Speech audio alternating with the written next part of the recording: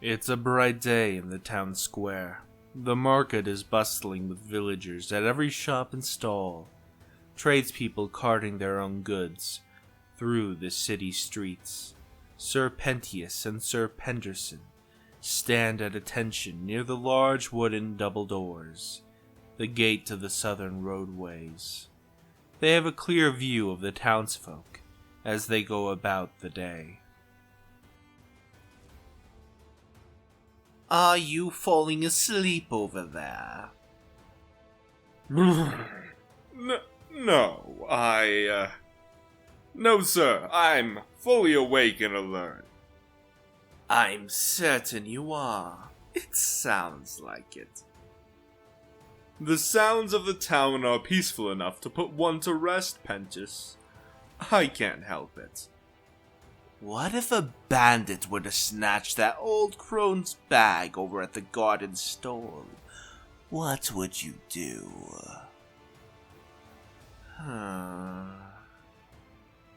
Well, I suppose I would invoke the king's decree and chase that bandit down. You? Chase something? Oh, you're right. Perhaps I'd be better suited with a bow than my sword and shield. That may all be true, but I think your aim might strike one of the villagers, perhaps. Well, there certainly are plenty of them about. It would make a difficult situation, I think. I'm sure I could strike true. Care to make a wager on that? How can we do so? I happen to have up my bow in the barracks. We'll have the patrol to fetch it, and you can show me your skills. And fire an arrow to the crowd for no reason, Pentius? No, Penderson, you oaf! We'll give you a target to hit. Come now, it'll liven up this boring day. Well, alright, I am quite bored. You have a gamble, Pentius. Pentius calls to the patrolling guards in the market, requesting they fetch his bow with a quiver of arrows. They quickly retreat, and they return with his request in hand. Excellent.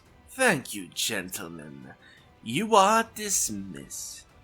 The guardsmen nod silently and return to their patrol routes through the market. All right, Peterson. Knock an arrow on there. Pentius, shouldn't we wrap the tip with something so it won't be sharp? I suppose you're right, but I don't have any cloth. One of the merchant carts strolls by the two knights. They notice a variety of fruits on the wagon before them, and Pentius gets a bright idea. Hey there, shopkeeper. Toss a bit of fruit to your protector. The merchant smiles at the mention, grabbing a fresh plum to gently throw towards Sir Pentius. They nod as he catches it skillfully, continuing on their way after. Thank you, kind shopkeep. Here you go, Peterson. Oh, wonderful thinking, Pentius. It is nearly time for lunch, isn't it? No, Peterson. That's not to eat, you oaf. Put it to the tip of the arrow. Oh. Yes. I'm not thinking clearly, I suppose. Can't think clearly on an empty stomach now, can I? I saw you eat an entire roast for the morning meal, Peterson, and it's only been a quarter of our watch since then. What can I say? I like to eat. You don't say. Let's get on with this wager now. Let's see. Pentius scans the market, looking for an effective target to test out his friend's skill. He notices a ripe melon sitting in the distance upon the top of a merchant's crate. Ah, look over there. You see that giant melon?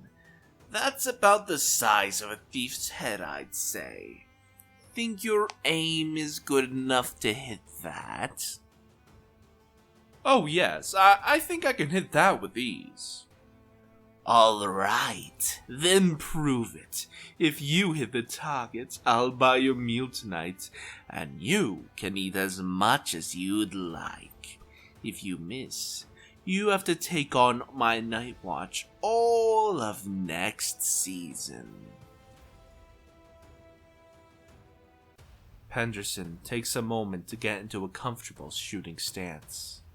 A bead of sweat rolls down his brow as he brings the bow up to aim. The market seems to have gotten busier in this time. People crowding around every stall, with very little space between. He draws the bow back slowly, holding his breath. Come on, fire it already. You're not going to... Suddenly, the entire town begins to shake as a vicious roar bellows from the skies above. A giant dragon with blazing red fiery scales glides in directly above the town. The deafening growl causes Peterson to yank the bow upwards, loosing the arrow chaotically into the air. The arrow lands directly into the stomach of the dragon. It lets out a shriek of agony, plummeting to the ground outside the town walls.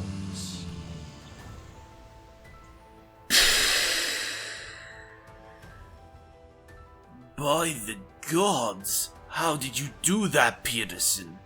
You just killed a grown dragon with one arrow? I guess so. I told you I was a fantastic shot. Well, that is pretty impressive, I suppose. Fine. You win. What do you want at supper?